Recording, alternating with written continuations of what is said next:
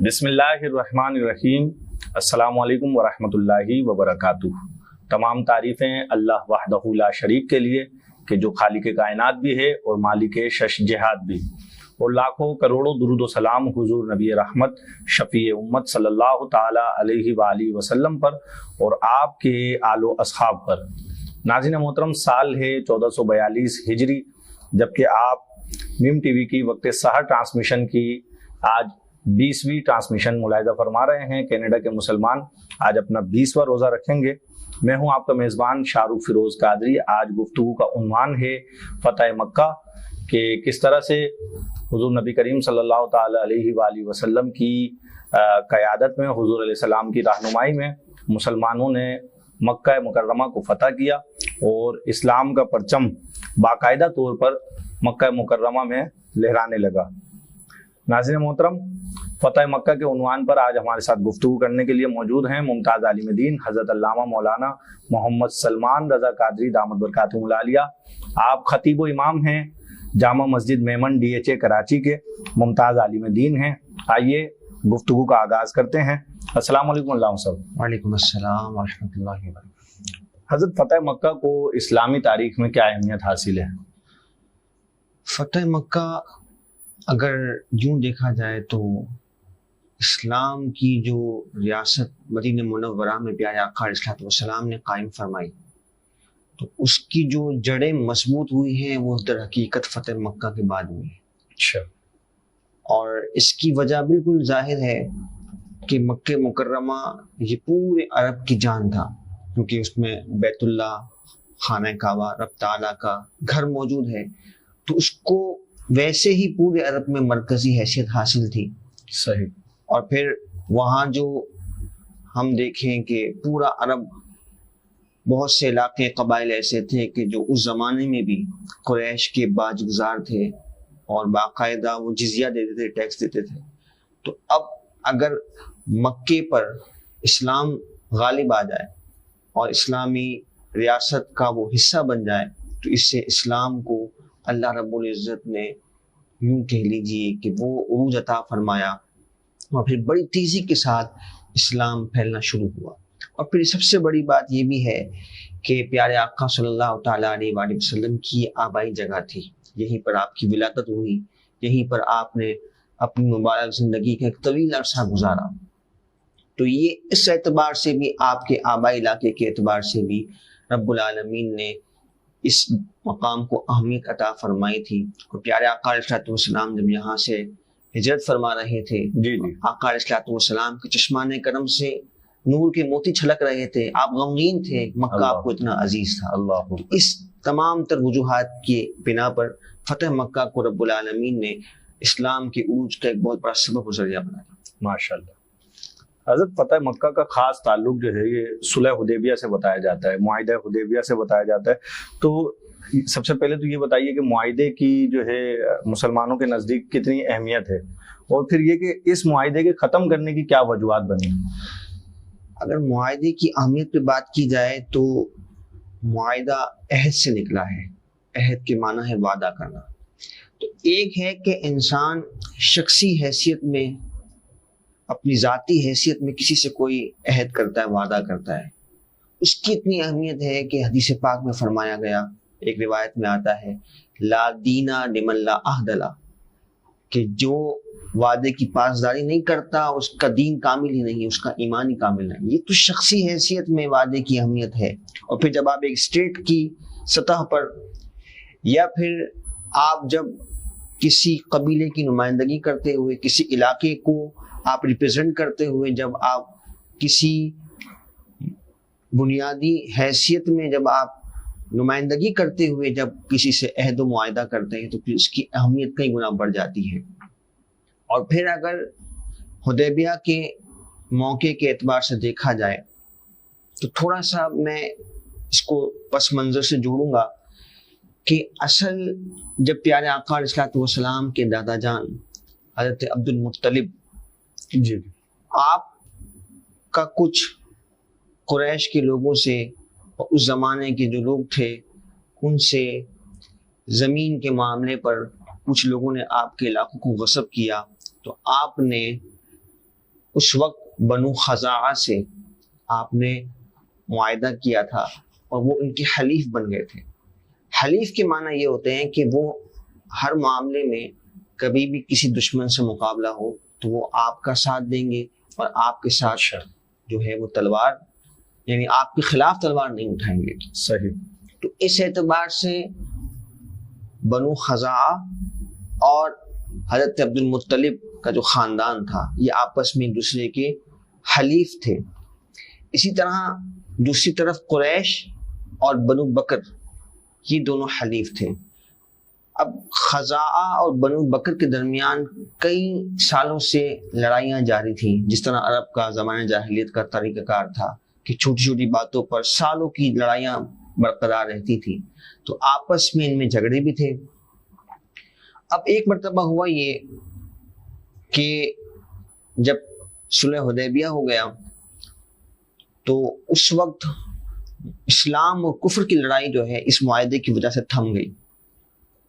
تو اب آپس میں بنو بکر اور خزاعہ جی جی جو کہ اس وقت ایمان نہیں لائے تھے دونوں، جی یہ قبیلے آپس میں انہوں نے سوچا کہ ٹھیک ہے اب اسلام و کفر تو ایک طرف رہ گیا، ان کے درمیان تو معاہدہ ہو گیا، آپس میں جو ان کی علاقائی اور قبیلے کے اعتبار سے لڑائی تھی اب جو ہے یہ موقع انہوں نے سمجھا کہ اس موقع سے ہم فائدہ اٹھا سکتے ہیں، کیونکہ اب اس مسلمانوں سے تب ہمارا مقابلہ نہیں ہے کیونکہ معاہدہ ہو چکا ہے۔ تو آپس میں ان کی جو قبیلے کی لڑائی تھی وہ شروع ہو گئی اور اس موقع پر بنو بکر نے خزاعہ پر حملہ کر دیا۔ اچھا صحیح۔ اب یہ خزاعہ کے لوگ کئی افراد مارے گئے اور انہوں نے آ کر حرم میں آ کر پناہ لی، لیکن بنو بکر کے لوگ حرم میں آ کر بھی نہیں رکے اور انہوں نے وہاں آ کر بھی خون ریزی کی۔ اللہ اللہ۔ اب خزاعہ جیسا کہ میں نے عرض کیا کہ یہ آقا علیہ الصلوۃ والسلام کے دادا جان سے ان کا زمانہ ماضی سے ایک تعلق تھا، تو پیارے آقا علیہ الصلوۃ والسلام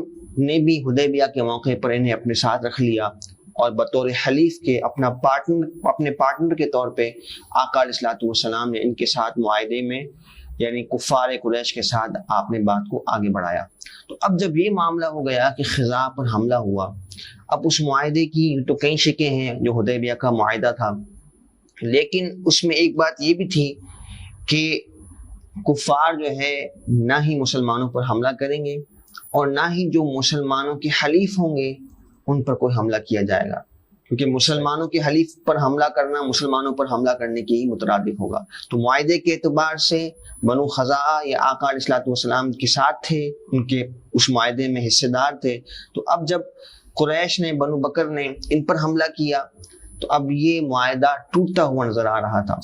قریش براہ راست اس میں ملوث نہیں تھے، بنو بکر تھے، لیکن قریش اور بنو بکر آپس میں پارٹنر تھے تو یہ ان کی طرف سے بھی عہد شکنی کا زمرہ بنتا تھا۔ صحیح۔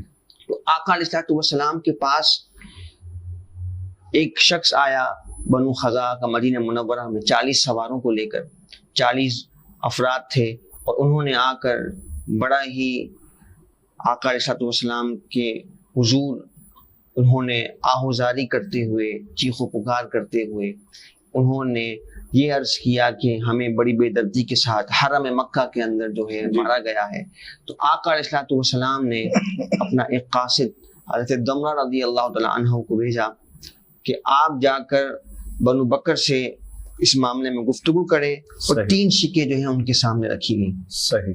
پہلی شک یہ تھی کہ یا تو جن لوگوں کا آپ نے خون بہایا ہے، جی جی، جو بنو خزاعہ کو آپ نے قتل کیا ہے، ان کا خون بہا دے دیا جائے جی جی، اور رقم میں دیت دے دی جائے، پہلی صورت یہ ہے۔ جی جی، یا پھر یہ ہے کہ بنو بکر جو ہے وہ قریش کے ساتھ اپنی لا تعلقی کا اعلان کریں، کیونکہ قریش حلیف ہیں ان کے، اور آپس میں جب معاہدہ ہوا ہے تو وہ قریش کے ساتھ دستبردار ہو جائیں اور اپنا تعلق ختم کر لیں، جی جی، تاکہ پھر معاہدے پر اس سے اثر نہ پڑے۔ اور تیسری شک یہ تھی کہ اگر آپ ان سے الگ بھی نہیں ہوتے تو پھر یہ تسلیم کیا جائے گا کہ حدیبیہ کا معاہدہ ٹوٹ گیا۔ صحیح۔ یہ مسلمانوں نے 3 شکیں رکھی۔ بالکل جی جی۔ تو ناظرین محترم، فتح مکہ کے عنوان پر گفتگو جاری ہے اور 3 شکیں قریش کے سامنے مسلمانوں نے رکھی کہ جس پر مزید گفتگو کی جائے گی۔ یہاں ہمیں ایک وقفے کی طرف جانا ہے، وقفے کے بعد انشاءاللہ گفتگو کو یہیں سے کنٹینیو کریں گے۔ वेलकम बैक नाज़रीन किराम, मीम टीवी की वक्त सहर ट्रांसमिशन जारी है। आज 20वें रोजे की सेहरी की जा रही है और सेहरी ट्रांसमिशन में आज गुफ्तगू का उन्वान है फतह मक्का। और गुफ्तगू वक्फे से कबल अल्लामा साहब इरशाद फरमा रहे थे कि जब मुआहिदा हुदैबिया की खिलाफ वर्जी नज़र आने लगी तो हुज़ूर अलैहिस्सलाम ने जो है कबीला कुरैश के सामने 3 शिकें रखी और 3 बातें रखी जिस पर मजीद गुफ्तगू की जाएगी। आइए वहीं से कंटिन्यू करते हैं। जी हज़रत साहब। तो जब ये बनु खज़ा के साथ ये खिलाफ वर्जी हुई, उन्हें मारा गया, तो बनु बकर के सामने ये 3 शिकें रखी गई कि या तो वो इन खज़ा के लोगों का खून बहा दें, यानी उनके बदले दियत दें, माल दें जिन लोगों को उन्होंने मारा है, जी जी, या फिर जो है कुरैश के साथ वो अलग हो जाएं ताकि मुआहिदा अपनी जगह बरकरार रहे, या तीसरी सूरत में फिर मुआहिदा टूट जाएगा।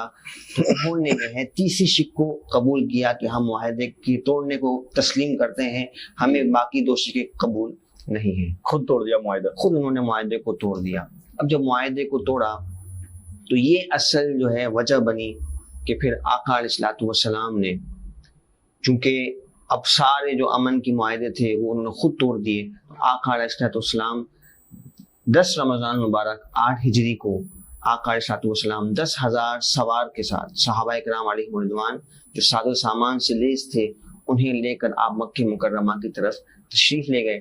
और फिर जो है बाकायदा जो सहाबाए किराम अलैहिम रिज़वान के दस्ते थे, आका अलैहिस्सलाम ने उन्हें जंग करने से मना फरमाया कि पहल आपने नहीं करनी है, बल्कि हुक्म ये दिया गया कि चारों तरफ से जो है वो मक्के मुकर्रमा में इस तरह से दाखिला हो कि कुफार को हरकत का मौका ना मिले। और फिर इसके लिए आका अलैहिस्सलाम ने बड़ी बेहतरीन जंगी हिकमत अमली को भी इख्तियार फरमाया। और इसमें पहले से कुफार को पता भी लग चुका था, अल्लाह रब्बुल इज़्ज़त ने इनके दिलों में रोब को दाखिल फरमाया, ये कोई जंगी तदबीर ना कर सके।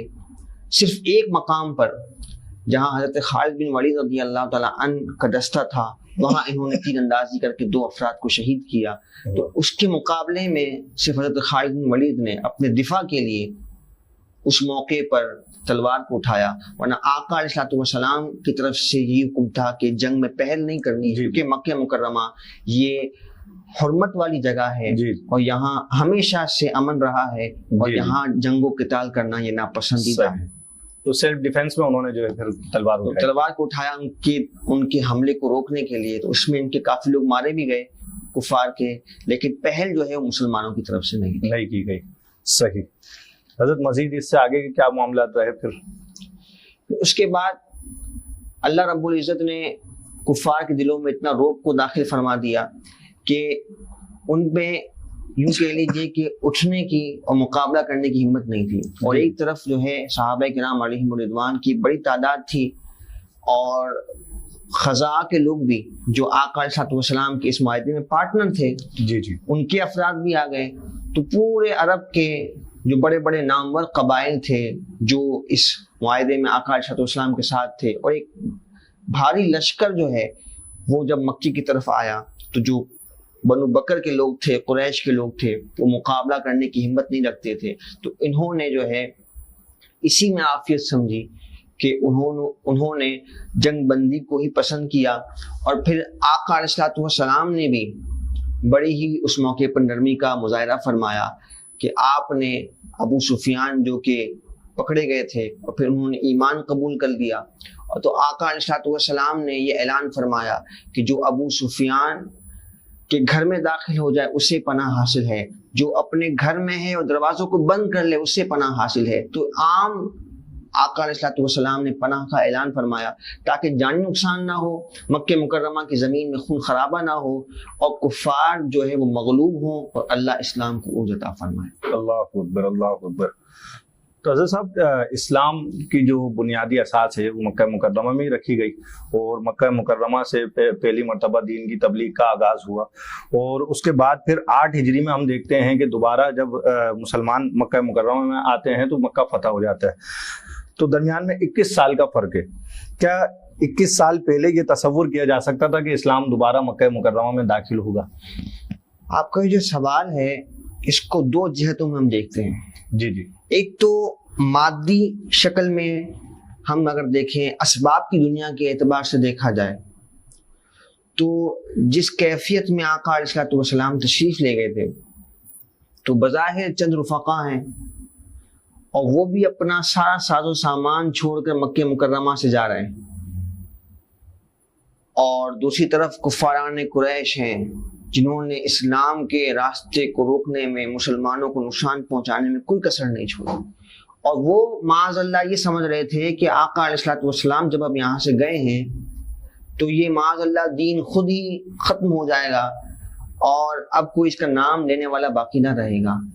تو یہ تو اس کے اسباب کے اعتبار سے جو ظاہری طور پہ کفار کو نظر آ رہا تھا کہ اب جو ہے اسلام جو ہے وہ اٹھ نہیں سکے گا، ہم نے آقا علیہ الصلوۃ والسلام کو ان کے آباء علاقے سے دور کر دیا ہے اور ہر طرح سے انہوں نے اسلام کو کاری زد پہنچانے کی کوشش کی، یہ اس کے ظاہری اسباب تھے۔ اور اگر دوسری اعتبار سے روحانی طور پر دیکھا جائے تو دین اسلام اللہ رب العزت کا بھیجا ہوا دین، اور پیارے آقا علیہ الصلوۃ والسلام اللہ کے پیارے محبوب ہیں، اللہ تبارک و تعالیٰ کے نبی ہیں، اور رب تعالیٰ نے آپ سے وعدہ فرمایا تھا اور اسلام نے عروج پانا تھا اور اسے عزتیں ملنی تھی۔ تو آقا علیہ الصلوۃ والسلام جب وہاں سے تشریف لے گئے تو آقا علیہ الصلوۃ والسلام بذات خود رب تعالیٰ کے وعدوں پر آپ کو یقین تھا، اور صحابہ کرام علیہم رضوان کی آپ نے اسی اعتبار سے تربیت فرمائی اور ذہن سازی فرمائی، اور پھر اللہ رب العزت نے وقت کے ساتھ ساتھ جب آپ نے مکہ مکرمہ کو چھوڑ کر مدینہ منورہ میں ریاست کا قیام فرمایا اور وہاں سے جب دین اسلام کا پیغام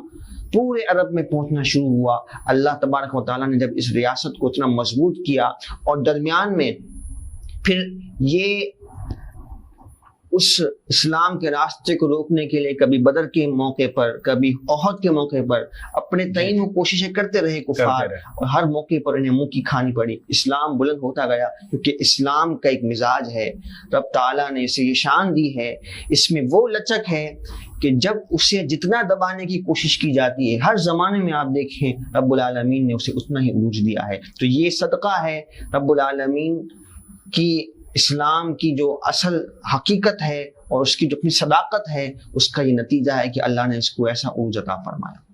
ماشاءاللہ ماشاءاللہ۔ حضرت حضور علیہ السلام فتح مکہ کے وقت شان نبوت کے ساتھ مکہ مکرمہ میں داخل ہوئے، تو جو معاملہ حضور علیہ السلام نے مشرکین مکہ کے ساتھ فرمایا، اس کی کوئی تاریخ میں کوئی ایسی مثال ملتی ہے؟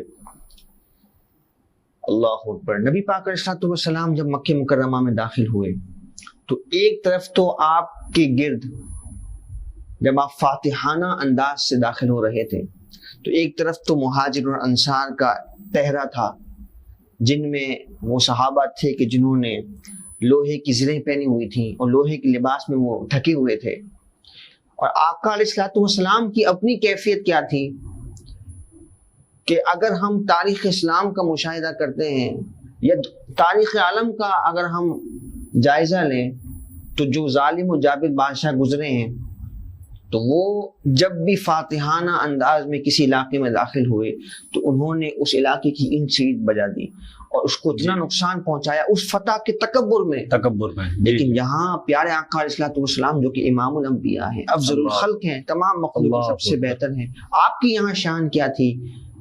ایک تو اگر آپ کے لباس کے لحاظ سے دیکھا جائے تو آقا علیہ الصلوۃ والسلام نے سیاہ امامہ شریف پہنا ہوا تھا ماشاءاللہ، اور یہ آقا علیہ الصلوۃ والسلام کی سنت مبارکہ تھی کہ فتح کے موقع پر، خوشی کے موقع پر آپ بلیک سیاہ امامہ شریف جو ہے پہنا کرتے تھے، اور آپ کے گرد صحابہ کا پہرا تو تھا لیکن آپ کی اپنی کیفیت یہ تھی کہ عاجزی سے آپ نے اپنے سر مبارک کو اس طرح جھکایا ہوا تھا کہ آپ کا سر مبارک اونٹ کے کوہان سے لگ رہا تھا، اور اتنی عاجزی کے ساتھ کہ آقا علیہ الصلوۃ والسلام مکہ مکرمہ میں فاتحانہ انداز میں داخل ہوئے، اور قیامت تک کے لیے اہل ایمان کو گویا کہ یہ تلقین اور تربیت عطا فرما دی کہ جب بھی اللہ کسی موقع پہ بھی اسلام کو عروج عطا فرمائے، فتح نصیب فرمائے، تو اس میں کبھی بھی اپنی ذاتی انسان صلاحیت کو نہ سمجھے۔ یہ حضور نے ہمیں تعلیم فرمائی ہے در حقیقت کہ انسان اپنی قابلیت پر ناز نہ کرے، بلکہ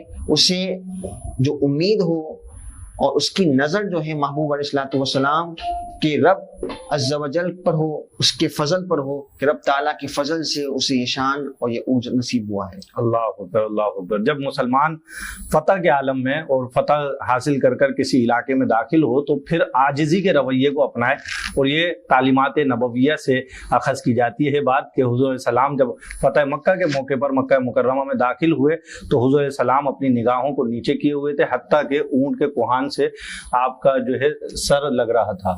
تو ناظرین محترم، یہاں ایک وقفے کی طرف جائیں گے، وقفے کے بعد انشاءاللہ گفتگو کو یہیں سے کنٹینیو کریں گے۔ ویلکم بیک ناظرین کرام، مہم ٹی وی کی وقت سحر ٹرانسمیشن جاری ہے۔ آج کی گفتگو کا عنوان ہے فتح مکہ، اور فتح مکہ کے حوالے سے وقفے سے قبل بھی گفتگو جاری تھی۔ حضرت فتح مکہ کے موقع پر جب حضور نبی کریم صلی اللہ تعالیٰ علیہ وآلہ وسلم مکہ مکرمہ میں داخل ہوئے تو اس وقت کیا واقعات رونما ہوئے، کیا منظر تھا؟ جب پیارے آقا علیہ الصلوۃ والسلام، جیسا کہ ہم نے گزشتہ وقفے سے پہلے بات کی کہ آقا علیہ الصلوۃ والسلام شان نبوت سے بڑی عاجزی ان کی ساری کرتے ہوئے مکہ مکرمہ میں داخل ہوئے۔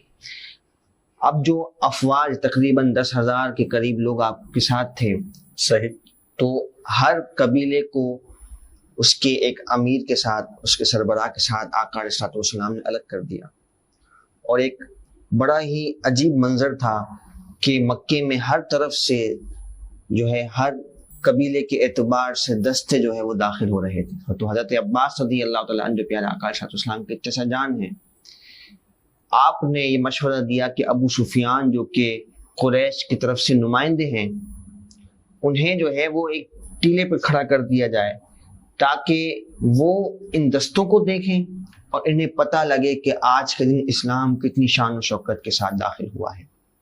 یہ جب تک حضرت ابو سفیان جو ہے یہ ایمان نہیں لائے تھے؟ ایمان حضرت ابو سفیان اسی موقع پر لائے ہیں۔ اچھا، اسی موقع اور اسی موقع پر جو ہے خاص انہیں اسلام کی شان و شوکت کو دکھایا گیا، اور پھر خاص آقا علیہ السلام نے ابو سفیان کو یہ پروٹوکول دیا کہ ان کے گھر میں اگر کوئی آ جائے جو ان کی پناہ میں آ جائے، آقا علیہ السلام نے اس کے لیے بھی پناہ کا اعلان فرمایا۔ صحیح۔ اور پھر یہاں آقا دو عالم صلی اللہ تعالیٰ علیہ وآلہ وسلم کا بڑا ہی جو عظیم کردار تھا، آپ جو ہے وہ خانہ کعبہ کے قریب تشریف لائے اور آپ نے اس وقت اونٹنی پر خانہ کعبہ کا طواف فرمایا۔ یہ اس وقت کا معمول تھا کہ وہاں مطاف کعبہ میں اونٹنیوں کے ذریعے بھی سواریوں پر بھی طواف کیا جاتا تھا۔ تو آقا علیہ السلام نے سواری پر، اونٹنی پر اس موقع پر طواف فرمایا، اور پھر آقا علیہ السلام باب کعبہ پر تشریف لائے جو کعبۃ اللہ کا دروازہ ہے، اور جو اس وقت اس کے متولی تھے جن کے پاس خانہ کعبہ کے دروازے کی چابی تھی، انہیں بلایا گیا، ان سے آقا صلی اللہ علیہ وسلم نے چابی لی، اور آپ نے جو ہے وہ دروازے کو کھولا، اور وہاں جو ہے بت رکھے ہوئے تھے، جیسا کہ ہم سنتے ہیں، پڑھتے ہیں کہ مکہ مکرمہ کے اندر، خانہ کعبہ کے اندر 360 بت جو ہے ان کفار قریش نے رکھے ہوئے تھے۔ تو یہ خانہ خدا کو، اللہ کے گھر کو انہوں نے بت خانہ بنائے رکھا تھا۔ تو پیارے آقا علیہ السلام نے اس موقع پر آپ خانہ کعبہ کے اندر داخل ہوئے، آپ کے دست مبارک میں آپ کا عصا مبارک تھا، لاٹھی تھی، اور آپ ہر بت کی طرف اپنی لاٹھی مبارک سے اشارہ کرتے اور قرآن مجید فرقان حمید کی آیت کریمہ پڑھتے، قل جاء الحق وزهق الباطل، اے محبوب آپ فرما دیجیے حق آ گیا اور باطل مٹ گیا۔ آپ یہ کہتے ہوئے اشارہ کرتے تو یہ سارے کے سارے بت منہ کے بل زمین پہ گرتے رہے۔ اور پھر انہوں نے عجیب و غریب قسم کے مجسمے بنائے ہوئے تھے، کئی پرندوں کے مجسمے تھے، اور بعض تو اتنے نادان تھے کہ انہوں نے معاذ اللہ انبیاء کے مجسمے بھی بنا کے رکھے ہوئے تھے۔ تو وہ سارے کے سارے آقا علیہ السلام نے اپنے ہاتھ سے انہیں ختم فرمایا، اور پھر آقا علیہ السلام نے چند رفقا ساتھ تھے جن میں حضرت اسامہ بھی شامل ہیں، حضرت بلال حبشی رضی اللہ تعالیٰ عنہ بھی مکہ مکرمہ کے اندر تھے۔ تو ان سب کے ساتھ مل کر آقا علیہ السلام نے خانہ کعبہ کی عمارت کے اندر آپ نے نعرہ تکبیر کو بلند فرمایا، اور پھر آپ نے مختلف مقامات پر وہاں نماز ادا فرمائی، اور پھر آقا علیہ السلام باہر تشریف لے آئے، نماز کا انتظار ہونے لگا۔ نماز کا جب وقت ہوا، یہ وہ حسین منظر تھا کہ اس موقع پر آقا علیہ الصلوۃ والسلام نے حضرت بلال حبشی رضی اللہ تعالیٰ عنہ کو کعبۃ اللہ کی چھت پر چڑھا کر فرمایا کہ اب اذان کہو. اور حضرت بلال حبشی رضی اللہ تعالیٰ عنہ جو اگر ماضی کے اعتبار سے دیکھا جائے تو آپ ایک غلام تھے اور حبشی غلام تھے، حبشہ سے آپ کا تعلق تھا، لیکن اسلام نے جو آپ کو عزت عطا فرمائی. اور اسلام کا یہ پیغام ہے کہ اسلام میں جو امتیاز ہے وہ رنگ و نسب کے اعتبار سے نہیں ہے اور نہ ہی کسی کی ظاہری حیت اور رنگ شکل کے اعتبار سے ہے، بلکہ اسلام جو ہے اپنے ماننے والوں کو ہر مقام پر عزتوں سے نوازتا ہے. اور یہ وہ موقع تھا کہ بڑے بڑے کفار کے سردار وہ نیچے کھڑے ہیں. حضرت بلال حبشی حبشہ سے تعلق رکھنے والے اور خاندانی اعتبار سے جو غلام تھے، اللہ رب العزت نے آپ کو وہ عزت عطا فرمائی. محبوب علیہ الصلوۃ والسلام نے آپ کو خانہ کعبہ پر چڑھ کر اذان کہنے کا حکم ارشاد فرمایا. اور پھر حضرت بلال حبشی کی محبت کا انداز بھی دیکھیے کہ وہ ویسے تو قبلہ رخ ہو کر اذان دیا کرتے تھے، لیکن آج تو کعبے کے اوپر رونق افروز ہیں. اب جو ہے وہ یہ کیفیت پیدا ہو رہی ہے کہ وہ اذان کس طرف رخ کر دیں. تو آقا علیہ الصلوۃ والسلام نے اپنی طرف رخ کر کے، جو کہ کعبے کا بھی کعبہ ہے، آپ کو اذان کہنے کا حکم ارشاد فرمایا. تو حضرت بلال حبشی نے اس موقع پر اذان کہی. سرداران قریش میں ایک ہلچل مچ گئی، اور ہلچل ایسی تھی کہ ایک طرف تو انہیں یہ فکر تھی کہ آج یہ کیا عجیب منظر ہے کہ ایک غلام جو ہے وہ کعبے کی چھت پر ہے. ان میں سے ایک شخص جس کا نام عتبہ تھا، اس نے کہا کہ اگر آج میرا باپ زندہ ہوتا تو وہ اس غم سے ہی مر جاتا کہ یہ کیا آج اسلام نے پورے نظام کو بدل کے رکھ دیا ہے. اور وہ شکر کرنے لگا کہ میرا باپ پہلے ہی مر چکا. تو آقا علیہ الصلوۃ والسلام کو اللہ رب العزت نے وحی کے ذریعے سے ان کلمات کی گویا کہ خبر دے دی کہ یہ کفار نے یہ بات کی ہے. جب آقا علیہ الصلوۃ والسلام ان کے قریب آئے اور انہیں یہ باتیں بتائیں کہ تم ابھی یہ باتیں کر رہے تھے، وہ حیران ہوئے کہ آپ کو کس نے بتایا، یہ تو ہماری آپس کی بات تھی. تو یہ بات ان کے دل پر ایسی اثر ہوئی کہ انہوں نے ایمان کو قبول کر لیا. اور پھر کفار میں جو بہت بڑا طبقہ تھا، آج وہ تھر تھر کانپ رہے تھے، کیونکہ وہ جانتے تھے کہ انہوں نے آقا علیہ الصلوۃ والسلام کے ساتھ، مسلمانوں کے ساتھ کیا سلوک کیا ہے. لیکن اب ان کو یہ خوف تھا کہ نہ جانے اب ان کے ساتھ کیا انتقامی کارروائی ہوگی. وہ تھر تھر کانپ رہے تھے، سر سے لے کر پیر تک ان کا وجود جو ہے وہ پشیمان تھا.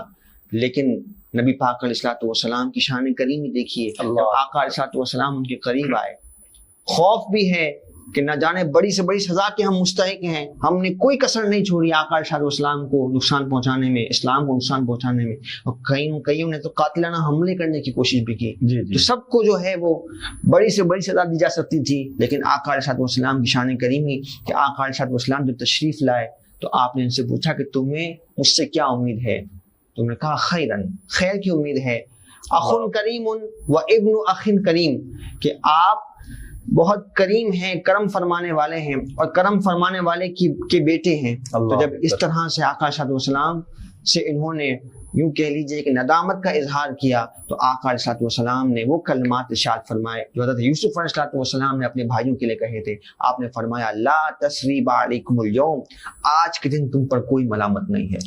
تو آپ نے ان سب کو معاف بھی فرما دیا. اور ان میں سے اکثر جو ہے اس شان کریمی کو دیکھ کر حضور کے حسن اخلاق سے متاثر ہو کر انہوں نے ایمان کو قبول کر لیا. اللہ اکبر، اللہ اکبر، ماشاءاللہ. ناظرین محترم، فتح مکہ کے عنوان پر گفتگو ہوئی اور ہمارے ساتھ موجود تھے ممتاز عالم دین حضرت علامہ مولانا سلمان رضا قادری دامت برکاتہم العالیہ. بات یہ ہے کہ بعض عنوان ایسے ہوتے ہیں کہ جنہیں اتنے مختصر سے وقت کے اندر، اتنے مختصر سے پیریڈ کے اندر کور کرنا بہت مشکل ہوتا ہے. اور ایسے میں آپ نے دیکھا، میں نے بھی علامہ صاحب کو انٹرپٹ نہیں کیا اور میں کوشش یہی کرتا رہا کہ اس عنوان پر زیادہ سے زیادہ جو ہے ہم ان کی بات کو سنیں. تو ناظرین محترم، یہ فتح مکہ کا موقع تھا کہ حضور نبی کریم صلی اللہ تعالیٰ علیہ وآلہ وسلم خانہ کعبہ کے اندر داخل ہوئے اور اپنے عصا مبارک سے بتوں کو جو ہے گرا دیا اور فرمایا کہ حق آ گیا، باطل مٹ گیا، اور بے شک باطل تو ہے ہی مٹنے کے لیے. اور پھر یہ وہ موقع تھا کہ دنیا نے دیکھا کہ جہاں لوگ اپنے قبائل کی سربلندی کے لیے، اپنے قبائل کو بلند رکھنے کے لیے، اپنے عہدے اور منصب کو دکھانے کے لیے جد و جہد اور جستجو کرتے ہیں، وہاں اسلام نے خانہ کعبہ کی چھت پر ایک غلام کو चढ़ा दिया और अजान देने का मौका दिया कि अब वक्त है अजान का। और अजान इस्लाम जो है उसमें ना काले को गोरे को काले पर कोई फौकियत नहीं, कोई फजीलत नहीं, अरबी को अजमी पर कोई फजीलत नहीं। इस्लाम में जो है बुनियाद सिर्फ तकवा है और तकवे की बुनियाद पर जो है एक को दूसरे पर फजीलत हासिल है। नाज़रीन मोहतरम, मीम टीवी की नशरियात देखने के लिए हमारी वेबसाइट meemtv.org विजिट करते रहा करें। साथ ही हमारे यूट्यूब चैनल पर, हमारे फेसबुक पेज पर हमारे तमाम प्रोग्राम्स मौजूद हैं, वहां भी देखे जा सकते हैं। इसके साथ ही अपने मेजबान शाहरुख फिरोज कादरी को दीजिए इजाजत। अस्सलाम वालेकुम व रहमतुल्लाहि व बरकातुहू।